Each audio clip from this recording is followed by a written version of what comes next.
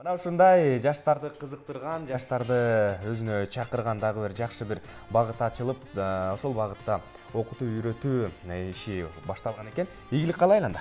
Ооба, эми биз мына ошондой жаштар арасындагы маданият тармагында эмгектенип келе жаткан өнөрдүн келечеги жөнүндө сүйлөшөлү деп турабыз. Жакшы болот. Булак көрсөң көзүн ач дейт. Мына анын сыңарындай ошол жаштардын бир өнөргө болгон табитин калыптандырып, өнөргө болгон көз карашын кеңейткен бул Бишкек шаарында Таштан Эрматов атындагы Бишкек гуманитардык баягы окуу жайы бар, лицейи. Эң сонун таланттарды тарбиялап келет. Мына ошол окуу жайда билим алып, аз да болсо ошол коомчулукка белгилүү болуп калган Тилекмат Касияров деген жаш талант бүгүн Замана студиясында мейманда. Кош келиңиз, Тилекмат. Саламатсыздарбы? Саламатчы. Куман таң. Оолу, бир ырыңызды угуп алалы да, андан маек өтөлү. Жакшы болот. Анда Биримкул Алыбаевдин сөзүндө жазылган Рыспай Абдыкадыровдун «Сагындым туулган жер сени» деген чыгармасын аткарып берейин. Кабыл алыңыздар.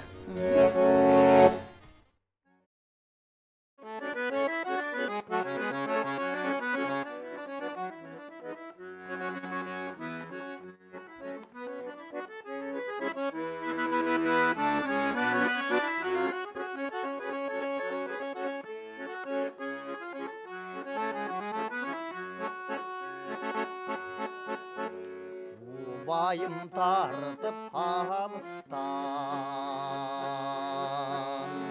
unutup bardık nerzeni,